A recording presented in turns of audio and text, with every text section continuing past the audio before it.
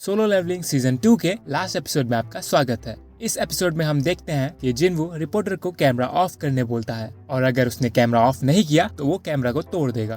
तभी फैंग ब्यूंग के बॉडी को लाता है और चाहे इनके बगल में लेटा देता है, जिसको देख बैग पूछता है कि वो ब्यूंग के बॉडी के साथ क्या करना चाहता है। तो जिनवू उसको चुपचाप देखने कहता है। फिर जिनवू ब्यूंग को अराइज करता है और ब्यूंग का शैडो हमारे सामने था। ब्यूंग को देख सब हैरान थे। जिनवू के बिना कुछ बोले ही ब्यूंग सीधा चाहेइन के पास जाता है और उसको फुली हील कर देता है, जिसको देख जिनवू कहता है कि ब्यूंग एक बहुत ही अच्छा इंसान था। बैग जिनवू से रिक्वेस्ट करता है ब्यूंग की आत्मा को रिलीज करने के लिए, क्योंकि ब्यूंग लड़ना पसंद नहीं करता। जिनवू बैग को कहता है कि उसका भी वही प्लान है और फिर जाके ब्यूंग का शैडो कॉन्ट्रैक्ट कैंसिल कर देता है। ब्यूंग जाते जाते बैग की तरफ देख के एक स्माइल देता है, जिससे बैग भी एक स्माइल देता है और फिर रोने लग जाता है। सीन मात्सुमोटो पे चेंज होता है, जो रेजी से गुस्सा करके पूछ रहा था कि जिनवू कोरियन टीम के पास कैसे पहुंचा। तो रेजी कहता है कि उसको भी कुछ नहीं पता, बस उनको रेडार में दिखा कि वो अचानक वहां आ गया। मात्सुमोटो रेजी को जापान के हंटर्स को लेके रिट्रीट करने कहता है और गुस्से में फोन को नीचे गिरा देता है। फिर हम बाहर नेवी शिप्स को देखते हैं, जिनमें सेंट्री टीम्स थे और वो लोग बाकी बचे हुए एंट्स से लड़ रहे थे। क्योंकि एंट्स ने अपने क्वीन और किंग को गवा दिया है, अब वो सब इधर उधर भटक रहे थे। फिर हम कोरियन टीम को देखते हैं, जो दौड़ के रेस्क्यू हेलीकॉप्टर में जा रहे थे। जिनवू पीछे रुक के नेस्ट के अंदर बचे हुए एंट्स को मार रहा था और वो पहली बार डीमन मोनार्च बैरन का स्वॉर्ड ट्राई करता है, जो कि ओपी है। उसके शैडोज नेस्ट के अंदर के एंट्स को मार देते हैं और उसी के साथ जिनवू लेवल 100 हो गया। उसके बाद जिनवू जाके उस एंट किंग को अराइज करता है। अराइज करते ही जिनवू के चारों ओर अंधेरा हो गया। फिर हम उसके पीछे एंट किंग के शैडो को देखते हैं। जिनवू उसको इग्नोर कर दूसरे एंट्स को अराइज करने जाता है, बट तभी पीछे से वो एंट जिनवू को अपना किंग कहता है। उसको बोलते देख जिनवू चौंक गया था। वो एंट किंग जिनवू से एक नाम मांगता है। उस एंट का रैंक जनरल था, जो जिनवू ने पहले नहीं देखा। तो जिनवू को लगता है कि उस रैंक की वजह से ही शायद वो बोल पा रहा है। फिर जिनवू उसका नाम बेरू रख देता है, जिसको सुन बेरू खुश हो गया। उसके बाद जिनवू बाकी बचे हुए एंट्स को अराइज कर देता है।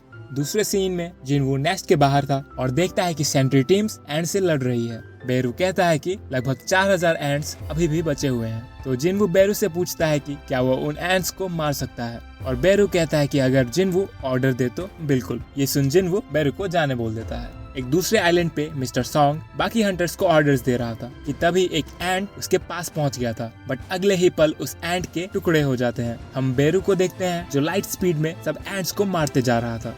दूसरी तरफ हम रेस्क्यू हेलीकॉप्टर को देखते हैं, जो एक बैरियर बना के उन एंट्स के बीच से जा रहा था। हेलीकॉप्टर के ऊपर जोंगिन और लिम खड़े थे, जो बैरियर के अंदर आते एंट्स को मार रहे थे। उन एंट्स की तादाद इतनी ज्यादा थी कि बैरियर टूट जाता है। सबको लगा कि वो अब नहीं बचेंगे कि तभी उन एंट्स पर एक लाइटनिंग अटैक होता है। बैग पीछे देखता है तो जिनवू काइजल के ऊपर खड़ा था। उसके बाद हम देखते हैं कि लोग जीत की खुशी मना रहे थे। सबने मिलकर बचे हुए एंट्स को भी खत्म कर दिया था। कोरियन के एस क्लास हंटर्स भी सेफली लैंड कर चुके थे और चाहे इनको जल्दी से हॉस्पिटल लेके जाते हैं। ऑल्दो उन लोगों ने कई एस क्लास हंटर्स गवाए, but at least Jeju island raid की जीत हुई। सीन चाइना के एक नेवी फ्लीट पे चेंज होता है, जो एंट्स का इंतजार कर रहे थे, वो भी 2 दिन से। उनका नेशनल लेवल हंटर लियो ज़गांग उनके साथ था। लियो उन एंट्स को उनके तरफ आते देख अपने दोनों स्वॉर्ड को पकड़ के एक पावर वेव मारता है और वो एंट्स एक ही झटके में इरेडिकेट हो जाते हैं। और फिर लियो कहता है काश वो उस ब्लैक एंट के साथ लड़ पाता।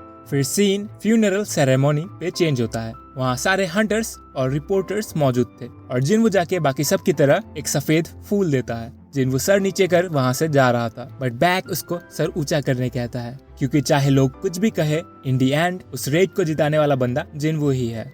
फिर जिनवू गोगुनी से मिलता है, जो उसको थैंक्स कहता है और फिर उससे पूछता है कि वो अब क्या करेगा। उसकी पावर्स को पूरी दुनिया ने देख लिया है एंड लाइकली सब उसके पीछे पड़ जाएंगे। तो जिनवू कहता है कि वो खुद का ही एक गिल्ड खोलेगा। सीन फिर नेस्ट के अंदर चेंज होता है और नाइट्स गिल्ड वहाँ क्लीन अप करने आए हुए थे। तभी अंदर उनको एक बंदा दिखता है। पार्क जोंगसू उससे पूछता है कि वो कौन है। तभी पीछे से एक आई सेल्फ आता है और उन हंटर्स को सुला देता है। वो दोनों बात करते हैं किसी तीसरे बंदे के बारे में और कहते हैं कि वो इंसान की मदद क्यों कर रहा है। वो आई सेल्फ कहता है कि सब कुछ प्लान के मुताबिक ही चलेगा और दोनों एक एक पोर्टल खोल वहाँ से चले जाते हैं। हम देखते हैं कि केव के ऊपर से जिनवू का बाप उनको छुप के देख रहा था। फिर सीन जिनवू पे चेंज होता है, जो ट्रैफिक जाम में फंसा हुआ था। योजिन उसको कॉल करके गिल के बारे में पूछता है, तो जिनवू कहता है कि गुनही ने उनको परमिशन दे दिया है उसके बाद गुन ही उसको फोन करके एक बी रैंक गेट के बारे में बताता है जो कि जिनवू के थोड़े दूर में ही खुला था। सीन चेंज होता है और जिनवू उस गेट के बाहर था और वो डायरेक्ट गेट के अंदर घुस जाता है। उसके घुसते ही वो गेट रेड गेट में बदल जाता है और जिनवू मॉन्स्टर्स को देख उनसे फाइट करने के लिए रेडी हो जाता है एंड अपने सारे शैडोज को निकालता है। भाई क्या कूल लग रहा था। दूसरी तरफ चाहेन जो कि फुली ठीक हो गई थी, जोंगिन को बोलती है कि वो जिनवू के साथ खड़े होना चाहती है और इसीलिए उसको और भी ज्यादा स्ट्रांग बनना होगा। फिर हमें अलग अलग सीन्स दिखाया जाता है जहाँ हर कोई अपने नॉर्मल लाइफ में वापस जा चुका था। इन दी एंड हम जिनवू को देखते हैं जिसने उस डंजन को क्लियर कर दिया था और उसके शैडोज लाइन में खड़े थे और फिर जिनवू का आंख ग्लो करता है और वो कहता है who will be my next prey. और इसी के साथ ये एपिसोड और सीजन खत्म हो जाता है। चलिए मिलते हैं किसी दूसरे वीडियो में, तब तक के लिए सायोनारा।